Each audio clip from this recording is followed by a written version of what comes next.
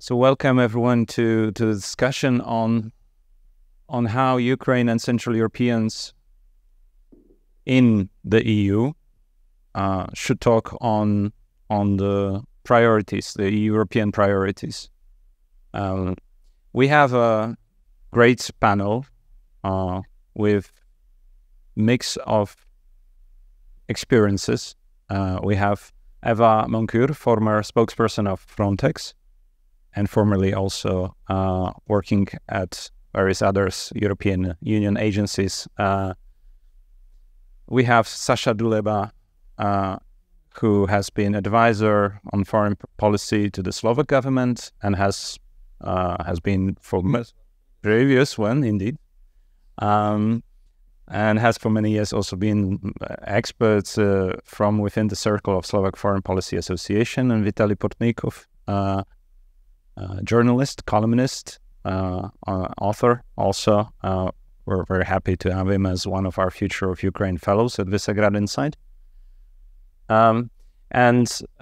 My name is Wojciech Przybylski. I'm editor-in-chief of Visegrad Insight. We're proudly partnering up to the Ukrainian Forum, Ukrainian Central European Forum for the second year.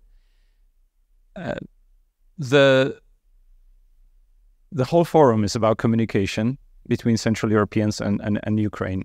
And at the same time, we talk about these various issues, but in communication, in order to be effective, as we have seen in the past year and a half, you need to have a strategy. You need to know also what not to focus on in order to keep the focus, the right focus. And Ukraine has been communicating in this way, organizing the whole of European discussion on future around the key, the central event, which is ongoing war. Now we have two big themes coming up, and they are interrelated. And I propose that we try to have a discussion on how to approach, again, the ability to communicate and to keep focus from Ukraine and Central European perspective on the European topics that are upcoming. And the two that I suggest is, on one hand, enlargement, and there will be a great panel later today also with Veronika, Angel, and colleagues discussing that, and Michał Matlak and others. And the question is, of course, when this enlargement takes place, but obviously this is a big topic that is going to generate a number of also tensions within Europe, and specifically we have seen some of the tensions coming up, some of the problems that become communication problems also between our countries in this big goal and big objective of having Europe whole and free and with Ukraine together. And there is a second subject intertwined. I do not rank these two for the matters of clarity right now, and I think we will have a debate about which one is more important, of course. But the second subject is the future EU agenda, including the perspective of what sort of European institutional order solutions there will be. We do not have any agreement in the panel on how to approach these topics. So we'll start one by one with throwing a couple of ideas to have a conversation also with you in the discussion. I'll try to moderate to the best of my abilities. We'll start with Eva, and I'll ask you, Eva, to give a couple of points from the experience of communicating also within EU institutions, where do you see the potential opportunities, but also the problems that we need to solve before we establish some communication priorities on the EU affairs? Thank you very much, Wojtek. I would like to take this opportunity to express my appreciation for inviting me here. I'm very happy to be here in Lviv and participating in this conference. Communication needs to be effective. For communication to be effective, it needs to be clear. That means that there is a message. There is a clear message that is going out to the world. Well, that's easy easy said, but to arrive at this point with a complex issues such as enlargement of Ukraine and Ukraine joining the EU, I think we need to do a lot of work to get to that point. And by we, I mean Central European countries. We need to, in my opinion, talk to each other and actually understand what the enlargement means to us. We already know, we heard even today, that enlargement means blocking the border crossing points between Poland and Ukraine by Polish truck drivers. We also know about the tensions between, again, Poland and Ukraine about the grain exports. So we are just scratching the surface. So I think we need to actually, if we can, and I think we should, create as many platforms or effective platforms when, as soon as possible, we can speak about it. We can actually sit down and see what enlargement of Ukraine means to this part of the world and talk about it. And only then we can probably come up with coherent messages and agree on what we want to convey to the world, what we want to convey to the EU. We always need to remember that information noise is not good. The capacity of our interlocutors, decision makers, to receive messages is limited. So the more clarity, the more straightforward the message is, the better.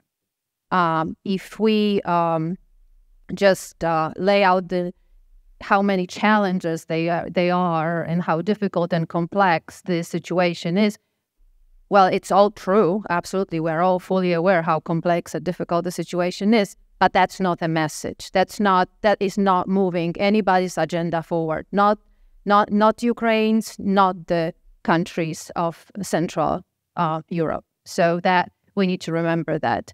There are a couple of practical things that can be done, and we have done in the past. They're not very sexy, but creating platforms of people and creating communication networks among those interested and those who are actually the true stakeholders actually works. So even starting by creating networks among different ministries or different organizations that are actually participating in the process or are asked for their opinions in the process or are willing to discuss the issues, connecting them and sort of even speaking the same language helps a great deal.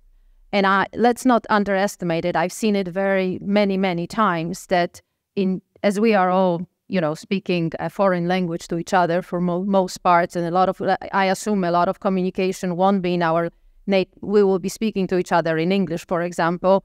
Even the same sort of, let's call this, using the same names for different, when we are describing the situational challenges or a particular issue, that we speak literally the same language, that we don't call things a crisis, a challenge, or in different countries, so nobody will know what we actually are speaking about. So that's also very important.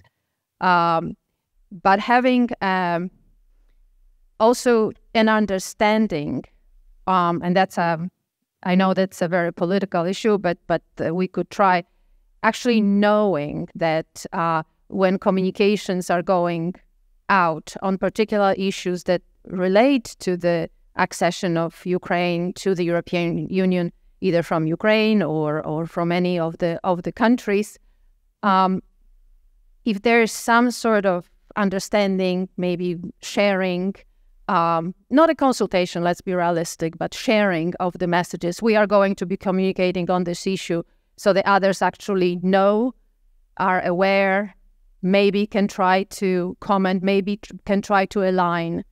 It has a great value. I'll stop here. Thanks, Eva. I mean, there is of course a practical element of that. What the V4 can the countries that are bordering or they're united on the platform that helped get into the EU do in terms of coordinating with Ukraine on this subject. But I think there is the second part of the panel discussion. Next to enlargement, there is a discussion ongoing in Europe that, Sasha, maybe you can introduce us to, and with the idea of whether and what sort of position Ukraine should be taking in this debate, whether it should prioritize only enlargement and say we'll talk about the other stuff later, or actually it is a different case.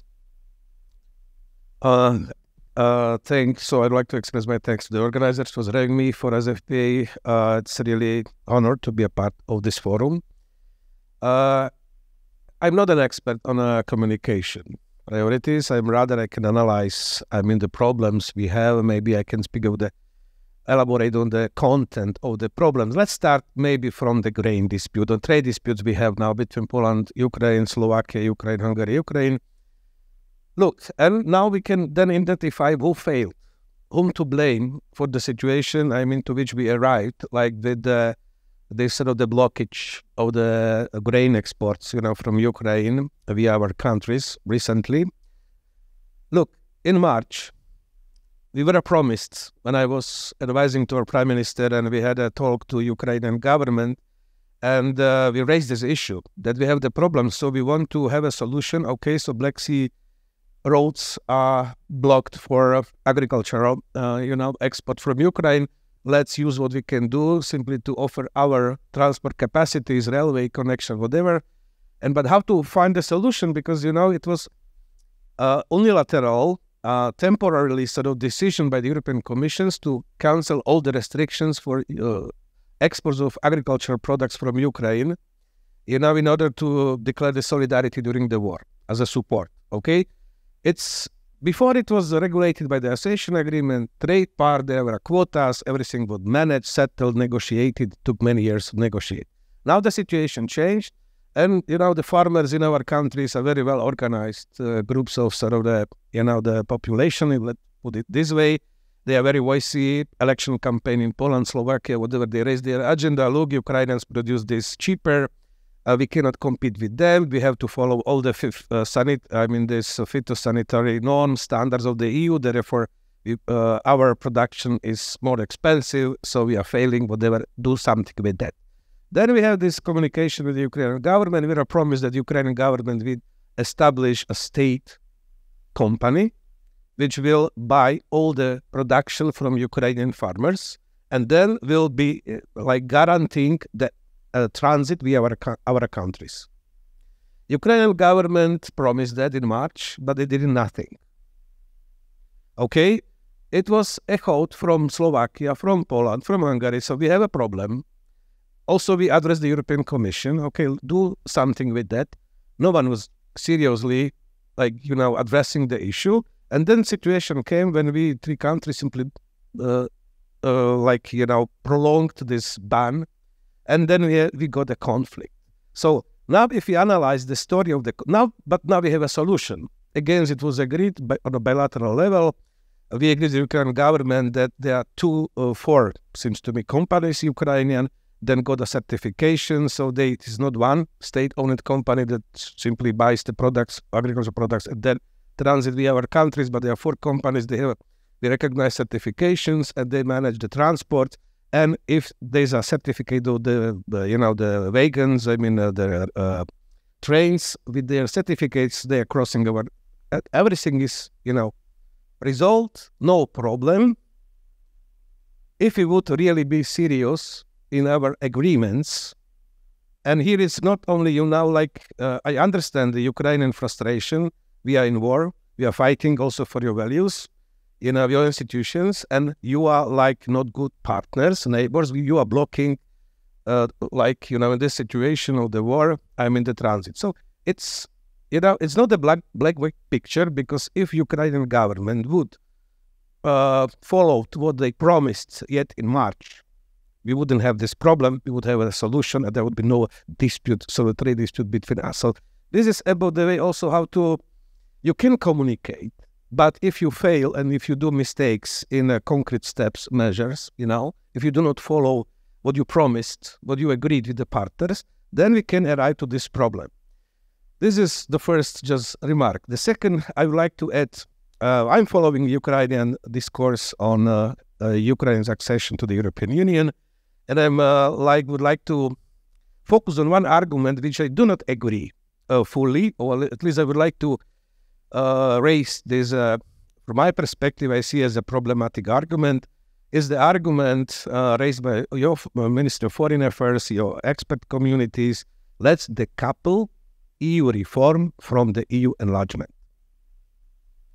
And again, I think this is a wrong strategy, because if you will decouple, it's impossible to decouple those 2 points. And my argument here is that I remember 2001, there was Laken summit in Laken, which invited our countries as a candidates for the EU. Let's be a part of the discussion how we will reform the European Union. In the end, we got the Lisbon Treaty. It took some years, but nevertheless, 3 years, we were a part of the discussions how to shape the European Union institutions, Because again, if we will be not honest, I cannot imagine Polish Prime Minister addressing Polish farmers, saying them, look guys, forget about the subsidies to agriculture sector because Ukraine is entering, acceding to the common agricultural policy and the budget, of the European Union. Recently, Brookings Institute published the publication analysis what would happen if there are new 9 member states, like the Ukraine plus Western Balkan 6, Moldova, Georgia plus 6 Western Balkan countries. So total number of population together is 55 million, something like that. Ukraine, following the estimates of March of this year, 36 million, because it's very important indicator when you then calculate, how those funds are redistributed. So the number of population is very important. That, of course, the development indicators, whatever. So it's 70% of the cohesion policy would be absorbed by Ukraine, from the whole budget. The same similar picture is when it comes to the agriculture budget of the European Union. And now can you imagine the Polish Prime Minister or Slovak Prime Minister addressing our farmers, look guys, so forget about the subsidies because Ukraine, we support accession of Ukraine. It's political suicide. It's impossible. So we have a clash. We can identify all the clashes. And plus, what I would like to add to this debate about the agricultural sector is because you have 2 issues within the accession talks that they have a different logics of the accession talks. Because most of the chapters, Ukraine and other countries will be like negotiating, is that the acceding countries identify how much time they need, 3 years, 5 years, 6 years, within the given sectoral policy to adapt fully to the EU, to harmonize with the EU rules, legislation. 2 chapters are different. It's about the EU member states to identify how much time they need to allow acceding countries to have a full access to the funds. And this is agriculture policy. When Slovakia and when Poland, when we entered the European Union, it was 2000. We got a 10 years provisional period for agriculture sector, no subsidies, but 10 years. Now we can imagine that Polish government or Slovak government will raise the issue, okay, let's give Ukraine 30 years.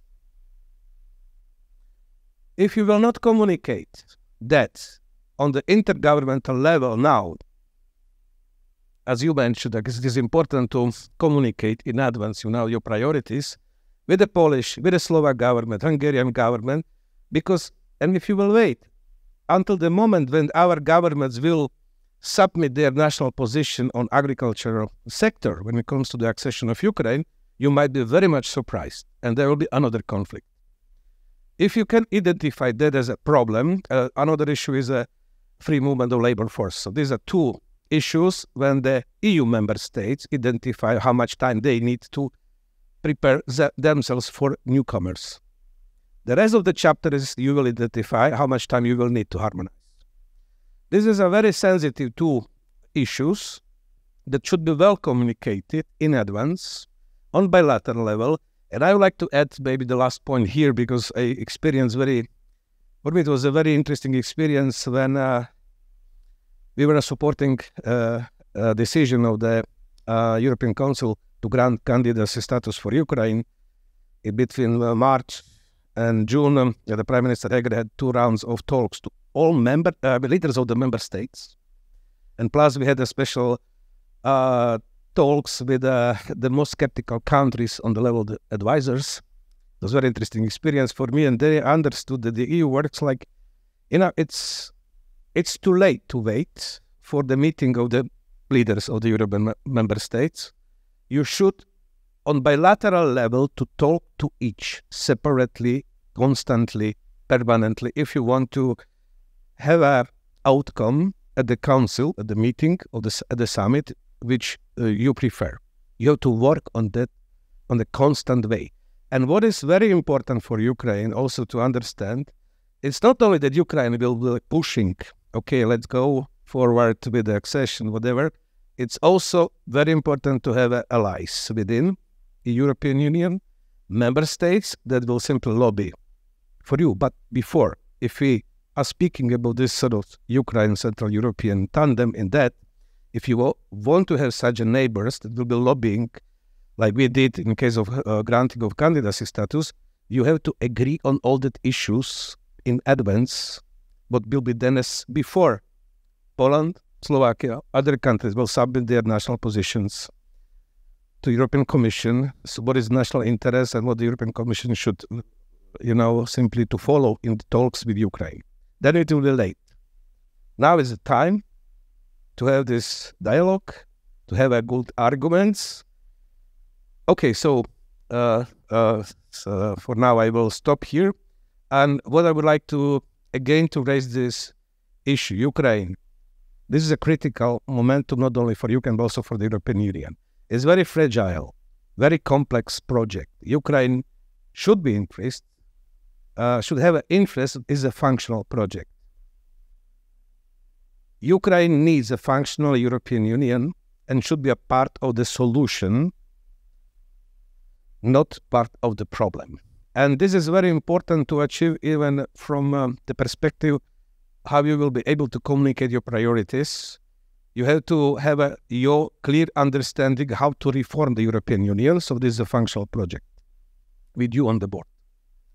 This is the vision with which you should address France, Germany, neighbors. We have to discuss how to reform the European Commission, how to reform the European Parliament, because there are some things we can do without the treaty changes, as Ursula von der Leyen highlighted in her 23 address of the European Union. There are some changes and reforms, like the budget reform, definitely, including the agriculture, common agricultural policy, cohesion policy, whatever. We should have a clear understanding how to adjust that to the enlargement. If you will not solve those problems, if you do not have your own vision how to do it, then you will be not understood in many European capitals. So what do you want?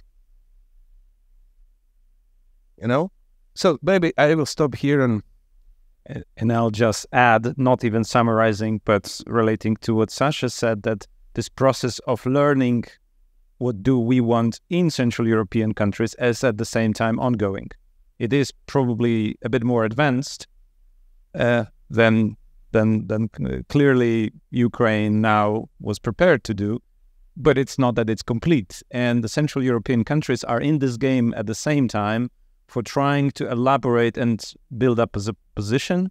The position so far has been similar to Ukraine on a number of these countries, Poland, Czech Republic included, to decouple the question of reforming EU and enlargement, whatever, for after the war. But Vitaly, I'm coming to you. We're just trying to map set the ground for further discussion with a question specifically: what sort of conception of Europe Ukraine has today? What Ukraine thinks and talks about when it addresses the question, what is Europe to Ukraine? Yeah? With a mic. I think you need a mic. Several moments. First moment, I think the process of the European integration of the Ukraine is a very long-term process. Long-term process of the war. and long-term process as a process of the European integration. In the Ukrainian eyes, we're having 2 or 3 or 4 years for the European integration. To my mind, we're having 2 or 3 or 4 or 5 years to work, and then 5 or 10 years of the European integration. And second moment, the European Union with Ukraine, Moldova, and Georgia, and the country of the West Balkans is absolutely different union. And to my mind, reform of the European Union before the integration of the Ukraine and other former Soviet Republic and the other former Yugoslavian Republic, the really success of integration. We must go is the absolutely new European Union. But in this situation, the integration of these countries is not reform European Union, is a catastrophe of the European Union and the catastrophe for our countries. And a short moment of the integration, the maturation of the Ukrainian nation and the really eyes of the maturation of our the countries of the Central Europe. To my mind, the situation of the position of the Poland, Czech Republic, Slovakia, of the real situation of the Ukrainian society is a very illusion. But situation of our way to the Europe is the way to the Commonwealth of the Central European countries. But from the war years, the Ukrainian going to the very seriously demography and economy problem. And alternative of the West European countries or Union for the Russia and China, the really Commonwealth in the European Union, the countries of the Central Europe, Poland, Ukraine, Czech Republic, Slovakia, Romania, the Republic of Moldova. Alternative. The Central European countries is only the transit for the Kiev to Berlin. It is a not good situation for our countries and for Poland or Czech Republic. And second alternative, the renaissance of the Russia umbrella of the Ukrainian policy and economy life. And this is very serious the problem of the post-war situation on Ukraine as a not illusion, but as Georgia situation is a very good illustration of this situation. And I think try to work together of the situation, but only together the Central European countries really build of the new future in the European Union. Thanks, Vitaly. Thank you very much for the remarks, and well, you definitely puts it close to the hearts of the organizers of this forum to have a Central European perspective close to Ukrainian perspective when we talk about European affairs. But now, coming back, where we spoke about some certain element of preparation to even have a discussion. I mean, the forum itself today, it happens every year. But what you're all saying is this is not enough in actually setting the pathway for Ukraine in Europe and for stronger Europe altogether. It needs to continue. And my question to you is, what are the ways that in terms of setting such debate in a continuous way between Central European countries and Ukraine, what sort of improvement can we expect? Eva, you mentioned a number of, initiatives that are practical initiatives that have been working inside of the EU when trying to set the communication or prepare ahead of crisis communication. Would you maybe shed some light on this? And maybe we can dwell on whether it is practical also to set up between Ukraine and Central European countries. Thank you, Wojtek. I believe if you are able to set a working platform where real people are connected with real people whom they get to meet and know, whom they can ask questions, the things speed up.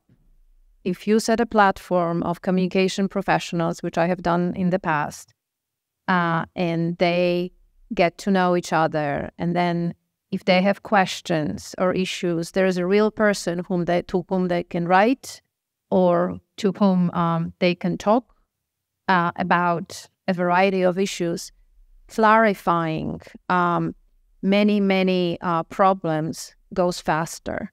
Because by the time there is an article in the press that your boss pointed out to you, said that there is an issue, there's a new issue that popped up that we haven't thought about, it's usually too late to do anything.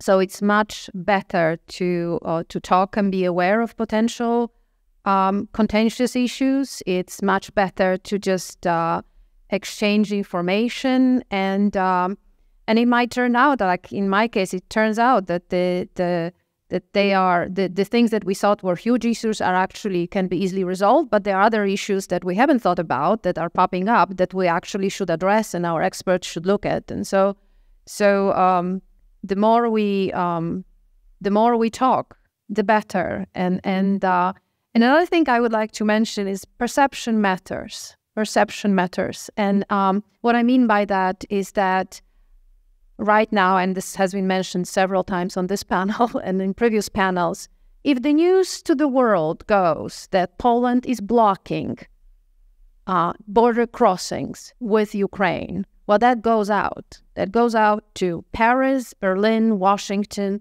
That's what people read. So if you're trying to convince just the EU, let's say, the Western member states, Spain, Portugal, France, that we are all stand behind Ukraine and it doesn't work, because how are you all behind Ukraine if you cannot resolve the grain issue and if you are blocking the border crossing point? So these things are very, very important to be recognized, to be discussed. I mean, you explained, Sasha, you explained what happened, and we failed. I mean, we all failed at that. And let's try. I mean, we cannot avoid every problem, but let's try to work on that, because if you want to slow down the accession process, there are millions of reasons for which it can be done. I mean, you don't really have to work very hard to point out to all sorts of treaty problems or practical problems or legal problems. You can slow it down. You can look at Turkey. I mean, we've all seen that. If you want to slow it down, if you want to keep somebody out for legitimate reasons, you will. But as I understand from everybody here, that's not the goal. The goal is just the opposite, to do it, but to do it right, to be effective. I would like to pick your brain a little bit about furthering the communication on what seems to be very important in other Western capitals, not just between Central European countries and Ukraine. And you mentioned the reform of the EU. Is this debate really, what to do? And is any example from Central European country a good example to have such a discussion? Because one thing is to say you need to have a position and proposal, but the other thing is how do we do it? What I learned from this experience when I was accompanying our prime minister on those talks with the country status, and really it was very interesting because so you have 27 member states, the different national positions, starting from Austria, Portugal, Finnish, Finland, Sweden, whatever. And it's very interesting. It's really orchestra, I would say, this European, the perspectives, national perspectives. But what I learned that if you have good arguments, rational arguments, it works. And this is a culture how the decisions are made within the European Union. So not to wait at the official meeting. Not everything should be already, communicated, agreed, explained, and you have to address the concerns of all the member states. So they're very different one, okay? They have different focuses, whatever. But it's a huge work. It's a sort of Babylon, okay? Historical one. The 27 member states. But this is a unique project we have. If we will lose it, it will be a disaster for all of us. Therefore, we should be this again, I'm calling to Ukrainian friends. I understand your political drive. Let's go in. Let's go in. Let's go in. As soon as possible, etc. But please keep in your mind that you need a functional project. And the EU is at the critical momentum now. It should be reformed and it should be enlarged. And it's one of the arguments we raised that when it comes to Ukraine, after Russia's full-scale military invasion, the paradigm, how we think about the accession of Ukraine changed completely. Because before, the argument was, okay, so Ukrainians, this is accession agreement, this EU legislation is your homework to adapt. And then let's go, to have a discussion. This war changed the paradigm of thinking, and this is well understood, and all the prime ministers actually signed it under that. It's our homework. It's a geopolitical necessity. Otherwise, the EU will be not able, will lost activeness in Eastern Europe at all. Now, it's our homework to have Ukraine on the board. So, this is the only response. It's the way how the EU responded, on the Greek-Turkish war, 1974. And we should got inspiration and understanding of how the enlargement policy works starting from the 70s, half of 70s. Remember that it was all the Spain, Greece, Portugal, there are military juntas, dictatorships, okay? So that Europe, you had, sort of fascist regimes and Central Eastern Europe communist regimes. And then you have a Western Europe that want to preserve their sort of institutions, values, whatever, what to do. And there was a political agreement then between the United States and the European leaders. Okay, Americans will start to work with Turkey, so that is really secular country, because this was a war between two member states of NATO. It was only once happened, once when NATO was established, that two member states of NATO were in war, and it was Greece and Turkish. This was a shock for the Western world at that time. Let's do something, and this is how how to absorb the relatively less developed, with the weakened institutions, countries like the South European countries, how to manage their transition, etc. So this is how the cohesion policy was developed. This was the period of time when the idea of the single market was materialized, finally. Greece acceded 1982, Spain, Portugal, 86, single market we have since 89, and since the beginning of 90s we have cohesion policy structural funds. And this is the asset, So I'm not going to elaborate more on that, but now we are in a very similar situation, because even our the round of enlargement, when 10 members, there's a big round of grand enlargement, was a response to war in Yugoslavia. Now we have the war, and the EU is a very strange project, In order to understand dynamics of this project and the current situation we have and why Ukraine must be on the board, we should learn all the lessons, and there are actually, and I will finish with that, 3 pillars. Simply, if you look over starting from 70s, the dynamics of the EU enlargement, this is the single market, cohesion policy, and enlargement. This is a dynamics of the widening and deepening of the European Union, because the EU is a very strange animal and cannot respond in a different way to the crisis like the Russian aggression against Ukraine. So this is historical momentum right now, and it's also the role for Ukraine to be a part of solution for European project. Therefore, it is badly needed that Ukrainians have their vision, how it should work, be a serious partner, come up with a concrete proposals, what we can reform without treaty change, Commission, Council, European Parliament, cohesion policy, agriculture policy, budget. So it's not only, getting in, but what I learned, like from the Slovakia's modern political history, that if you want to have a good national solutions, we should offer European solutions. You cannot have good national solutions not offering at the same time European solutions. Forget about that. This is a part of the European sort of the culture, if you want, how you should do your diplomacy, how you should to communicate and work with other partners. So far, we have only French, German, paper, how to do it, and that's all. All right. Thanks, Sasha.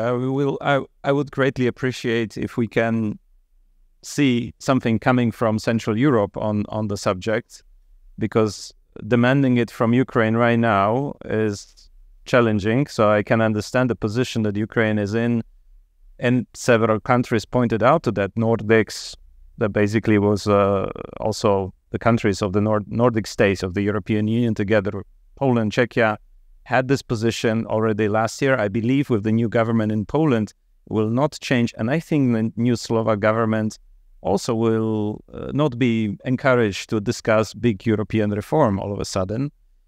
So the discussion, I think, is between us here a lot. I know that what you propose, but in practical terms, this element of discussion is hardly there, and I wouldn't expect it too soon.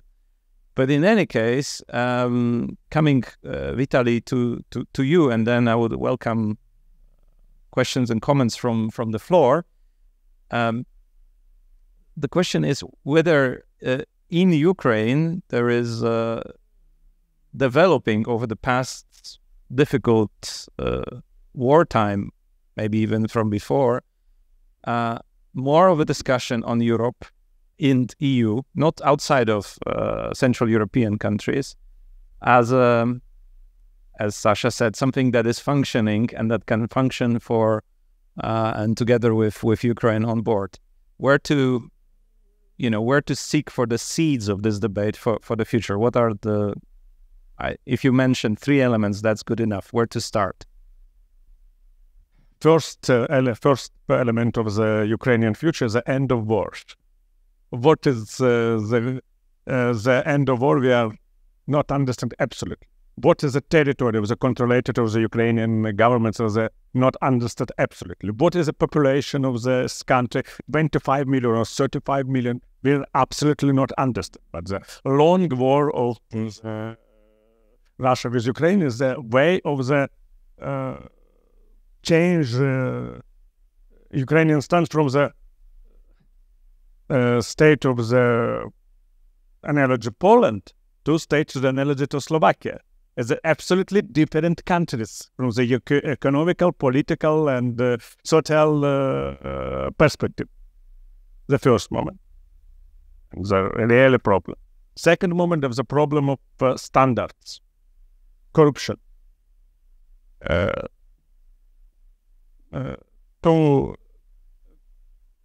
Today is my lovely newspaper is the Portugal newspaper Público. The situation is that Portugal is absolutely detective. The political catastrophe of the Prime Minister Costa, of your political groups is the Socialist Party, of the ministers, of the chief of the companies. The great corruption situation. And Mr. Costa is not Orban or Fico. There is a very classical European political and the candidate of the chief of the European Union in second year. Our European colleagues spoke with the Ukrainian government and the Ukrainian state that your central problems of the corruption. Corruption is the problems of all European countries. Our problems is the institutes. We not have buildings the normal institutes. Portugal is a very great corruption, is a very effective institute. In the Ukraine is a very great corruption, is a not effective institutes. Our idea is the building of the effective institute, not imitation, but really effective. The two moment of our way. And third moment, the end of imitation. End of imitation of the civil society. End of imitation of the free media. But this oligarchian media is not free media. Civil society from the only the money of our European friends as a sector of the non-formal business for the many people is the not real civil society. And the political class for the unity of the oligarchian clan interests is the not political class, is the mafia. A normal way to the Ukrainians, the end of the world, the end of imitation, is the building of the effective institution, and the end of the Ukrainian mafia groups in economy and political life. Well, indeed, very classic variants, not you. Thanks, Vitaly. I mean, you touched yet another set of priorities that are indeed priorities that are at the rudimental level for also Central European countries. And thanks for the reference to the question of corruption. I think how Ukraine is perceived and also Central Europe is perceived in terms of corruption is also an area that is, under the official big talk on the EU reform, that is central to how we can or cannot communicate our ambition and imagination of the future enlarged union. It's not just mere facts, it's also how we talk about it. So Eva, feel free to I see that you have a meta response, and I'll collect also voices from the floor. Okay. But Eva, first response to that, or we wait for questions? Just a couple words about corruption. We have to be, to following up on what Vitaly just said, for 10 years, my job was to look at analysis of fake news, disinformation coming from different countries, but mostly from Russia. And my focus was migration, because I was dealing with migration. So I was looking for disinformation in the area of migration. And there wasn't that much. There was some. 85% of this information coming from Russia was about Ukraine. And there were two themes: corruption, how terribly corrupt Ukraine is, and basically that it's a failed state. And this is 10 years of sort of seeping in and disseminating this information and strengthening. And as Vitaly said himself, it is a problem, but it's not endemic to Ukraine. It is a problem. So I think if we start to talk about our communication efforts, I think if we could actually maybe pick a topic such as corruption in Ukraine, I don't think anybody who, in the right frame of mind, after seeing Ukraine function in these circumstances since the beginning of the war, dares to say that Ukraine is a failed state, because he has proven just the opposite, that it actually functions amazingly well in extremely difficult circumstances. But talking about corruption and having openly and having good arguments or research and actually sort of solid arguments, I think is very important, and that's a good start. Thank you. So, okay, I'll go. If you have a mic there, great. I see there was the first hand, and then I noticed three other. Good afternoon, Brilliant analyst Detector Media. Thank you very much for very insightful discussion. And actually, I attended all three forums and discussed in Central Europe. And I do remember that, for example, 2 years ago, a big topic was energy when Hungary signed the contact with Gazprom a year ago. Big topic was more about security. This time also security in the Pacific was added this year as emerging topic. And actually, I will divide communication of Ukraine abroad in three parts, like political level, MFA, Office of the President, second one is military, and the third one is civil society. And from my perspective, civil society is more active and more creative, however, about victory. Yes, we don't have any clear victory plan. Yes, we do have peace formula, but at the same time, victory could be different for each country. It could be different for Slovakia, Poland, Hungary, Czech Republic, France, Germany, whatever. And my question, so how do you think, what are the main priorities of communication just to end hot historical topics and political topics? What we need to do from our Ukrainian side? Sorry, the last part of your question was how to... What we need to do from Ukrainian side to end hot debates about history, economic, yeah. Okay, let me briefly respond. And again, speaking of the history and other, sort of the issues like between Poland and Ukraine, I can imagine very tough debate, and I do not think any winner in this debate, which would be helpful for today and for the future. I would start okay, again, I think you are partner, good European partner to other European partners. If you can help them to solve their problems, so if you can find a common solution, so that it's a win-win situation for you and Portugal, other countries. Look like the 10 points formula, peace formula by President Zelensky. Yesterday we had a panel discussing how to address the global south. They are not interested. Okay, we should respect their traditions, whatever, I fully agree. But let's avoid to say to them, okay, you have so nice autocratic regime. I like your autocratic regime. I will respect you. It's impossible. But what I'm missing in Ukrainian position to communicate this very excellent and nice, it was what I liked on the 10 points of the peace formula by President Zelensky, that there is really ambition to offer the global solutions in order to solve the Ukrainian, the problem of energy security of Ukraine. Let's solve it on a global level. Excellent idea. It's the same logic, as I said, to behave, responsibly in international relations. But what I'm missing now, even from the series of these talks about the peace formula by President Zelensky, there is no offer how to do that. If you can speak to African countries, okay? So if you want to solve your problem, I mean, under this point, that energy security of Ukraine, so what it means for them? Can you approach their interest, to understand their interest? Not saying to them, okay, we respect, I mean, it's a normal cultural, part of the communication, we respect your tradition, whatever, but I will never say, African dictator, that you have a nice autocratic regime, I like it, so it's not the way how we should respect them, but we can work with, if we can identify their, the interests, we can work together on energy security.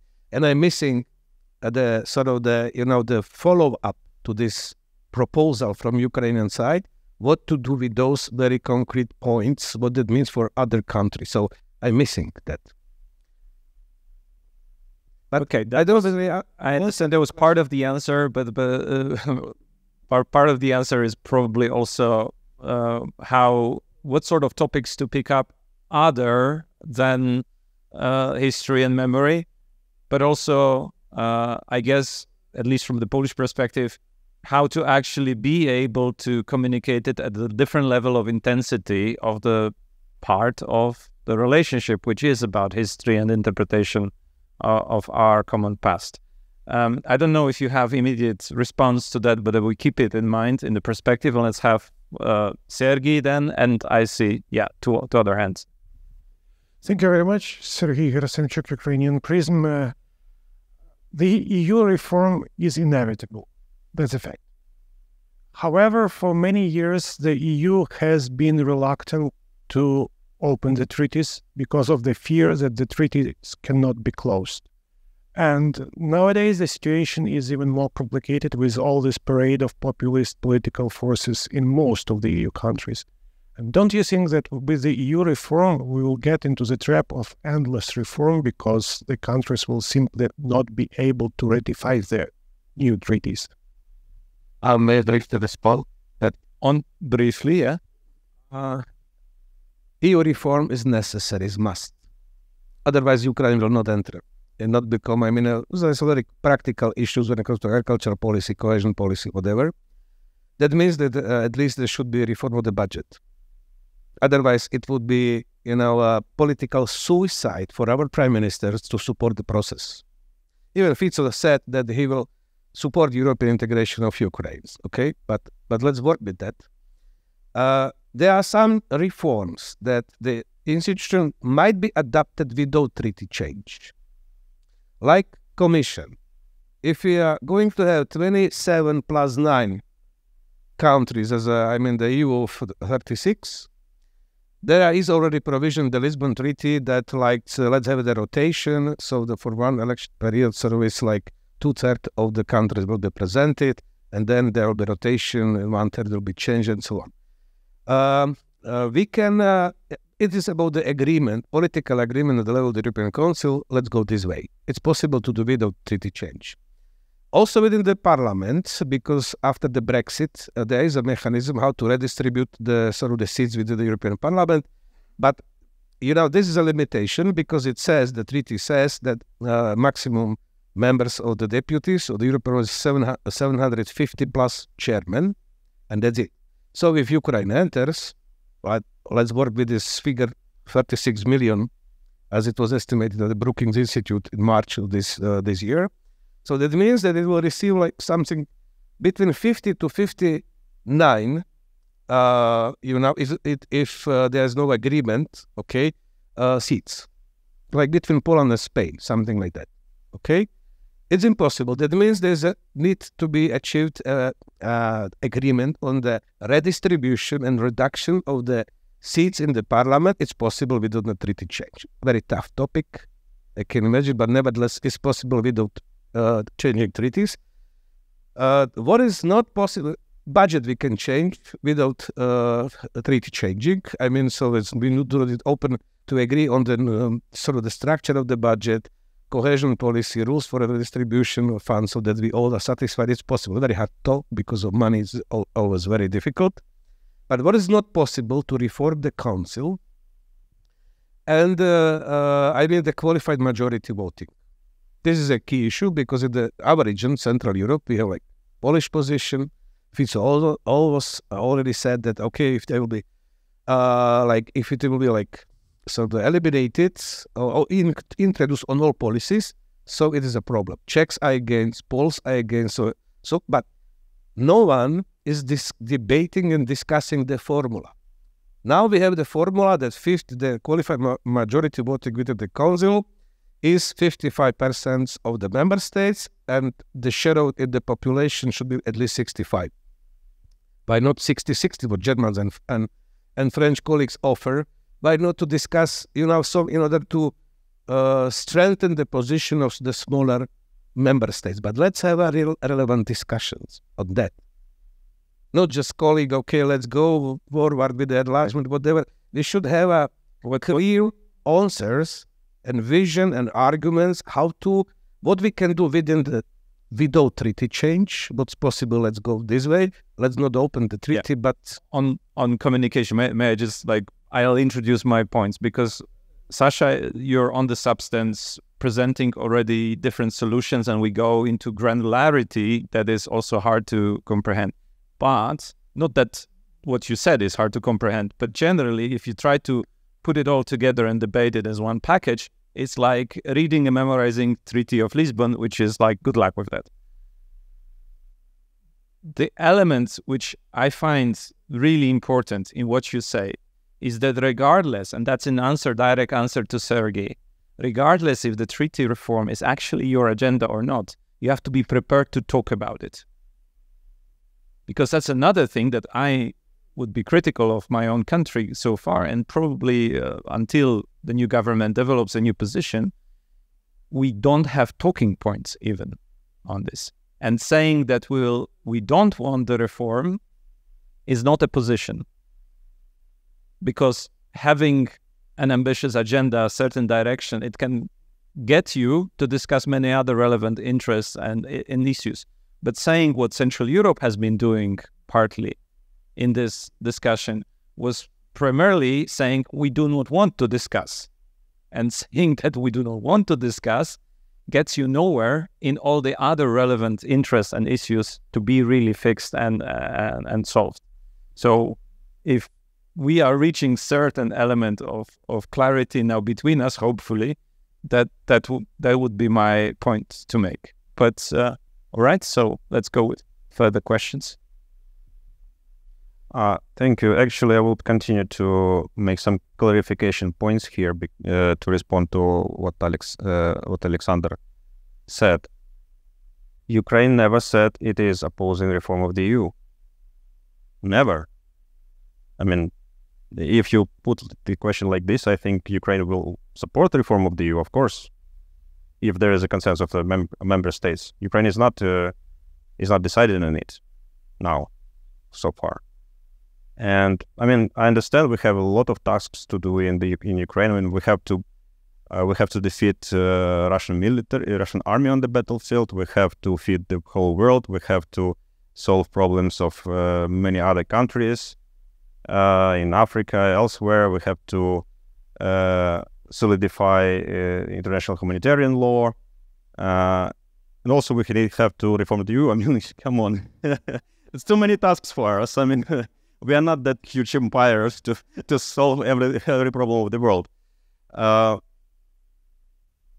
And I remember there was a discussion actually exactly at this forum exactly a year ago, and there was Sławomir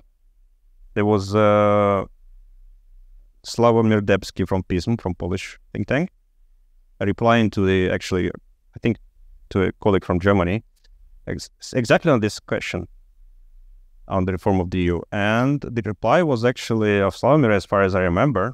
It was recorded. We can look at it again. He was really saying Poland was never opposing reform of the EU in principle. A position was to the maybe perception of the Polish-French proposal, and Polish-French proposal perception at least was that just to refuse a veto right, and that's it. And Sławomir, for instance, was referring to the proposal, which was, I mean, the debate is already decades ago. I mean, it's already has a history. And in the beginning of 2000s, there was a so-called Jagiellonian compromise proposal from Polish academicians who were suggesting a refusal from the veto right, but at the same time reweighting the number of the votes in the council by member states. So basically to redistribute so that France and Germany do not dominate the voting if it is qualified majority voting. And the positive thing in the proposal in this French-German paper which we have is that actually, as I looked at it, there is a line here on possibility to discuss exactly according to the same to this logic, so like a refusal of the veto, but at the same time reconsidering the votes in the council by the member states. If we imagine where it could take us, Ukraine in, with additional votes for Central European states without veto right, it could be interesting scenario, I think. And I don't think that Ukraine will be opposing such a scenario. I don't think that Ukraine is very much how government of Orban in Hungary is now doing, abusing the veto power. So I don't think that this is an example for Ukraine, which I don't think so. So, but for one last point is that I think that it's also important for member states who have a vision to to suggest ways for reforms. I mean, totally agree. We would be very good to hear Central European voices on this, and to have discussion with Ukraine. I mean, I think it's maybe not, maybe a bit too much to expect Ukraine to have initiative here. Rather, Central European countries who have such a vision to discuss with Ukraine and to involve in such discussions. Thank you. Thank you. No, we'll collect two other, or one more, two more. Orisia Frutka, Euromaidan Press, and actually my question is a little bit interconnected to the previous two ones, also about the reform of the EU. But what bothers me in this point is that, correct me if I'm not right, but basically we're saying that for Ukraine to become EU members, the EU needs to be reformed, because the other way around it's not possible. But it sounds like the EU was okay before Ukraine. It was no need to reform the EU when previous countries were joining the EU, for example. Of course, there are. It's understandable that Ukraine is another market and competition problems will be evident. It's for sure, but they were also in place when, for example, Poland or other countries were joining EU as well. So basically, and in this way, it sounds like sometimes that the support from the Central European countries is split in the way. So we are in favor of supporting Ukraine militarily because, of course, we don't want Russia to go forward, and to defend. So we are absolutely okay of Ukraine defending actually our border, Central European border. But Ukraine in the EU is the problem. And without Ukraine, it's like the EU is functional project. And with Ukraine, it's not, because basically the main argument, as far as I understand, is Ukrainian market, the new market. Obviously, it poses problems, but I support this point by the previous speaker, I forgot the name, sorry, that EU has to have a vision. So I would really like to hear your reflection on that. Maybe we start from the end. Vitaly, you said in your opening remarks that EU has to reform before Ukraine gets in. I think the first European reforming from the Ukraine is a very big effect of the European Union. The European Union for the real mechanism of the translate of the real decision. But today we're having the European Union where the Mr. Orban, the central political leaders of the continent. Why? It is having the absolutely different position. The analogy situation is NATO. Mr. Erdogan and Mr. Orban is closed the door for the Sweden. But the integration of the Sweden, the question of the security of the Baltic Sea, of the state of the NATO in the north of Europe. The change of the system as the union of the real mechanism of the consultation, and not the mechanism of the blockation of the decision of the European Union. Because the integration of the Ukraine or the Moldova or the North Macedonia in this country, for the 3 or 5 or 10 years, we're having the government that blockaded of the really effective decision from the Hungarian or Slovakian style. This is problem of the European integration, not only the problem of the Ukraine, the problem of the change of the European countries in the future. The first moment. Second problem, the question of the concurrency in the economy. The situation of the Polish farmer, of the Polish driver, is a very good illustration of the absolutely specific eyes of the economic concurrence. Yes, we having union of the all European country, but from the not your agricultures and from not your driver company. This is not really integration of Europe. And second moment, and we must spoke of our societies. This is new, not new, but is Polish integration in the European Union having is absolutely another problem. The Polish, sorry? Yes. Yes. It's all French newspapers. The problem of the Polish working in the French of Great Britain. As a second moment, and the third moment of the change of the Europe, the question of the normal eyes of the situation in the Commonwealth before European Union and United States. It's having a real problem. But the country of the Central Europe, think of the United States of the center of the really alternative of the dictator's regime. And in the West Euro country, the United States is the concurrent of the policy and economy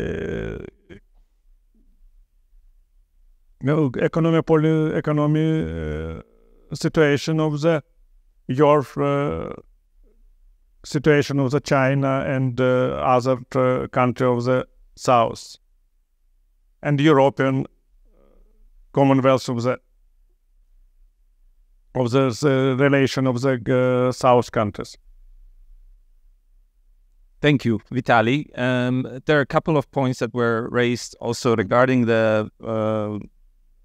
There was a question of communicating in the past tense about whatever Polish reforms, ideas for treaty change. There is also the question of priorities and a number of big topics that Ukraine needs to solve, and treaty reform is just one of them. So don't expect too much, if I understand this question well. But is it something that we should then abandon in communication, Eva? Some things that are indeed not the top important priorities for Ukraine right now, but still, when these are priorities for the others, what Ukraine could do about it? Well, if these are, if Ukraine is an accession country, if the EU has very tangible concerns related to the accession, they need to be, of course, they need to be well understood, and they need to be addressed, because they cannot be because if Ukraine doesn't address them, somebody will. And that's the problem with communication. If you don't control the narrative, somebody else will, and you don't have much time to do it. So if you don't put forward your arguments, and then you are just going to be reactive, and you're going to be correcting what others with different types of interests have said there. So absolutely, that's from a communication point of view.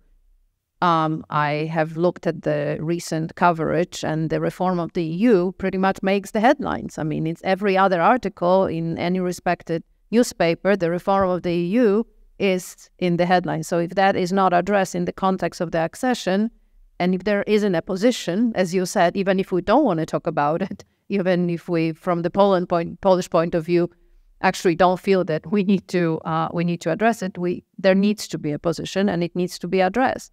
So absolutely, be aware of the communication vacuum being filled by opponents, being filled, and then Vitaly knows it very well. Then you're just reacting, and your impact is very, very small, because you're just being reactive. So I think that my point is control the narrative from the very beginning, and try to be as effective as you can at controlling the narrative and the arguments, and let others react to you. Thank you.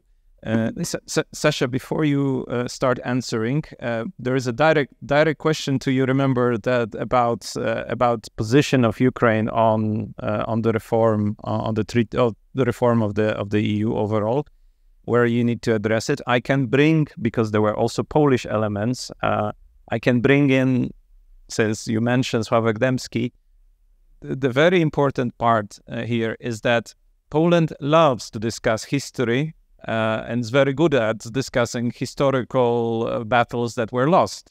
The Treaty of Lisbon that was eventually accepted was the lost battle of the right wing in Poland. This is the founding myth of PIS and the right-wing political spectrum in Poland, because Poland wanted exactly these solutions that you mentioned, which were the past solutions or the solutions that never made it to the table. You can analyze why it happened, but part of the answer why it happened was that the solutions were proposed by Poland very late in the game.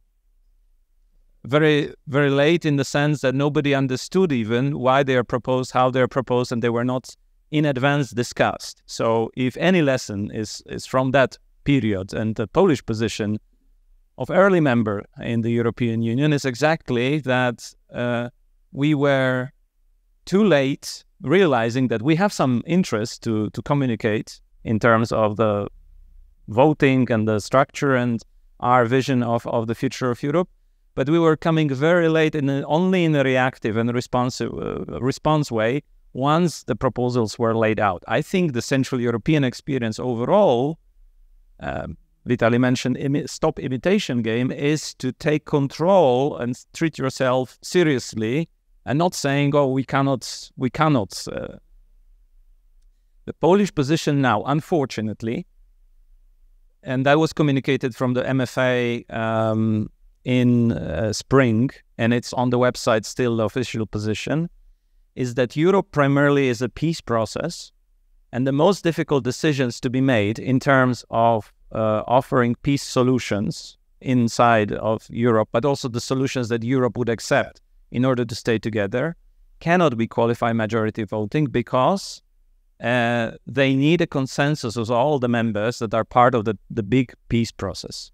Now, I can have nitty-gritty discussion, but for another panel, not for the communication, but that's the current position the government has until the government is formally changed, and it may start, hopefully it will start, catching up with the discussion on the future of EU. However, I do think, and this is something we may disagree continuously with Sasha, that the government in Poland and the next government in Poland will not be linking the two, treaty reform and the enlargement. It will be more... If they will not, they will stop it. And Ukraine will not get, in any sort of, foreseeable perspective, the membership. If you will decouple the issue, you will not manage it. Because it's impossible for Polish Prime Minister go to Polish farmers, say, guys, forget about subsidies, now they will go to the Ukraine, because if you're not changing the budget rules, how these agricultural funds are redistributed, and it should be, and it's manageable without treaty change. Okay, let's respond. I would like what you said, that we are not opposing EU reforms. But it's not a position. In Europe, it's not a position. That you are not opposing, fine. But what we should do in order to accept Ukraine, how to manage the accession of Ukraine, is it your national ambition? Yes. It is in our interest.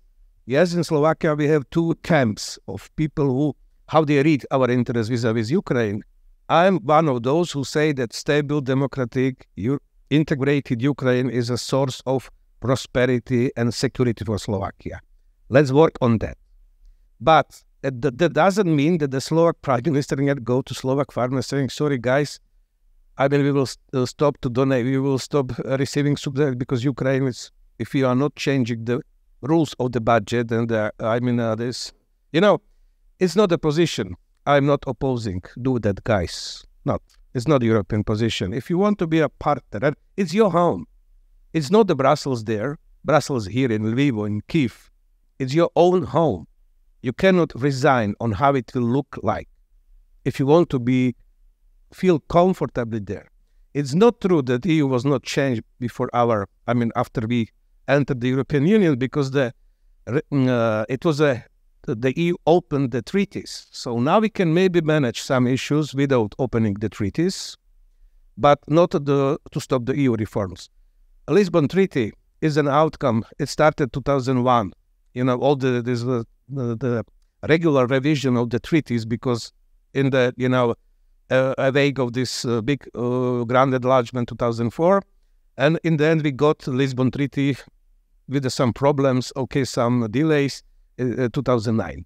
It was changed completely. EU is constantly changing, evolving. Problem is another constant body somewhere there, and Brussels is there, and we are here, and we are not opposing, but we should have a position on all European policies if you are going to be part of this European Union. We are in the situation whether we will manage all those challenges, you and also us, to support you involved in reforming your society, your institutions. We need to change. There's no other way. You cannot be stopped. It's not, sustainable situation that we will do nothing. Ukraine will be outside of the project. It will be the starting erosion of all the European institutions and the end of the European Union. And the end of the European is a total disaster for Europe, because it brings us back to the European concept. Yeah. 5 superpowers, and Ukraine and Slovakia, other countries, especially our region, can forget about their sovereignty, whatever. That's end of the life. So we cannot, afford simply to, to have the outcome like this. You should be a part. You are not a recipient here. Don't consumer. You should be like co-shaper of your own home.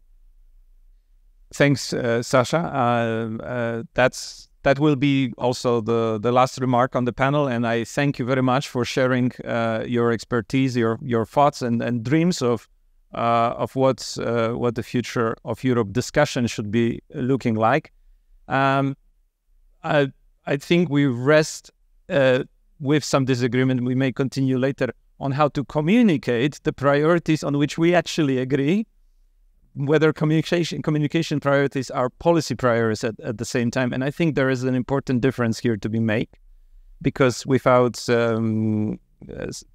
clear communication on and decision whether you want to bundle certain things together or you want to go with them on two track, that's something that will be make or break also for domestic support. And any of these, be it enlargement, be it a treaty change, will require domestic support, and the demos in several countries will have to speak, just because of the constitutional demands of individual member states. But I thank you again for shedding a bit of light on this and painting also this complex picture at the same time of what we're struggling, and for your excellent questions and the exchange. Thank you very much.